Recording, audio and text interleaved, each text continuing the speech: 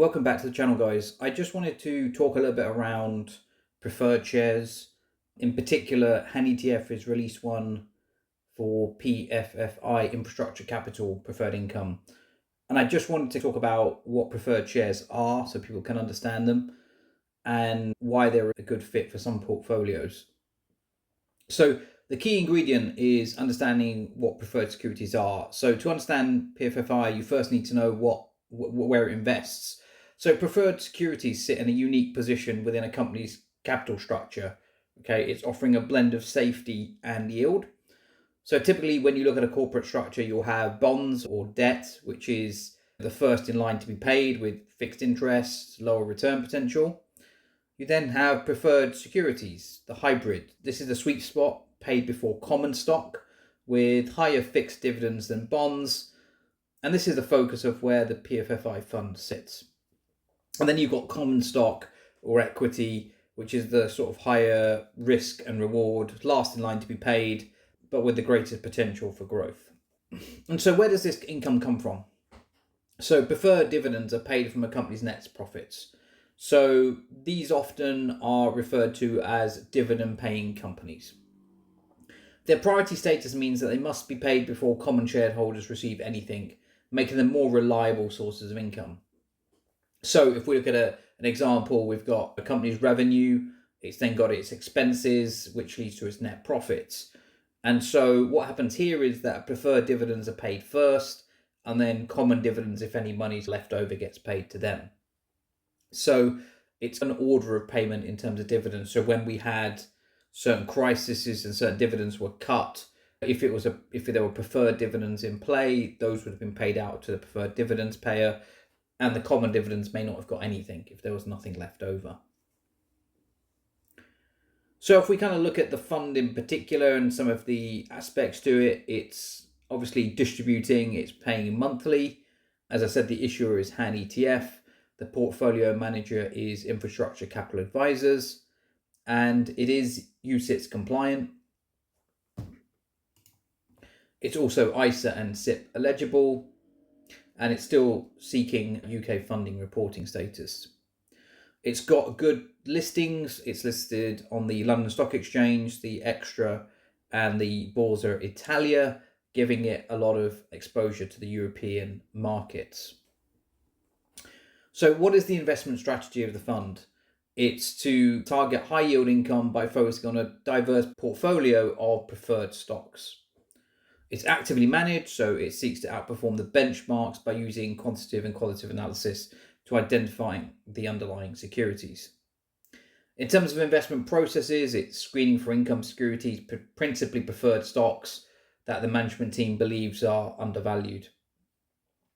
Target securities of companies believed to be well positioned to maintain high profitability and access to capital. It does this by analyzing features such as enterprise value, capital ratios, operating metrics, and other kind of key financial ratios. And it deploys active strategies to seek high income and total returns.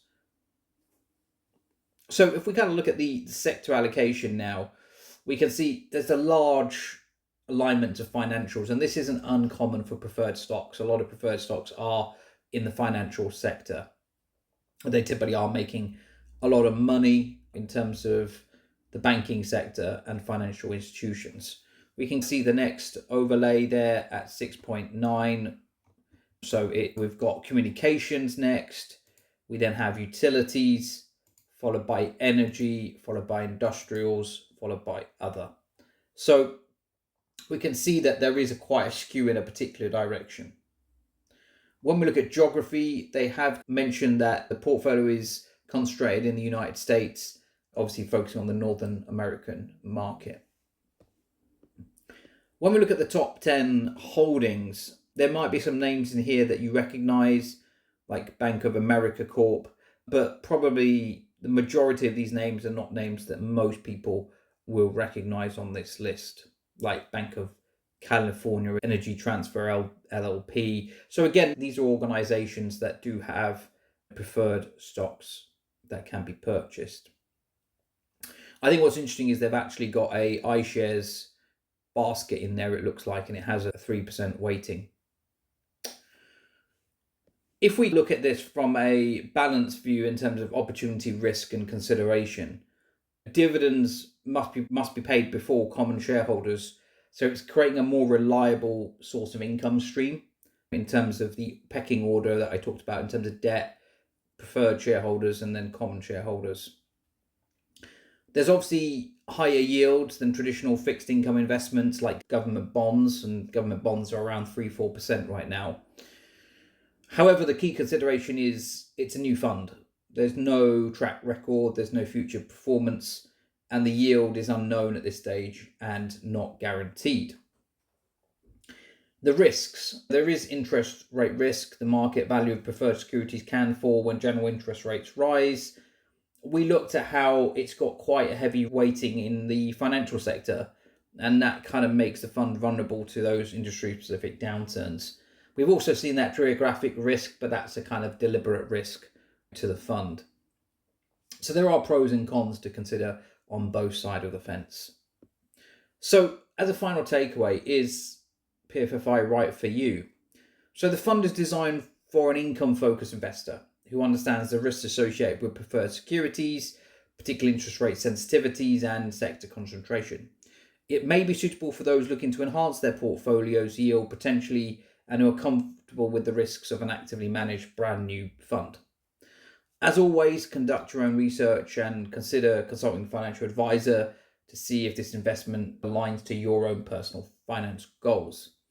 From a personal perspective, I'll be interested in kind of tracking this fund. I'm a big fan of these preferred type investments, and they're fairly new to the UK market. So I'll be intrigued to see what the yields actually turn out to be.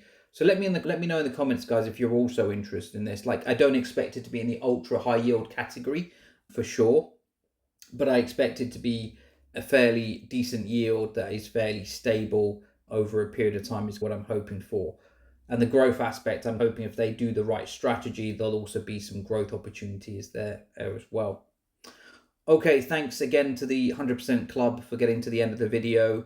Let me know in the comments on your thoughts on this fund in particular, and I look forward to catching you on the next one.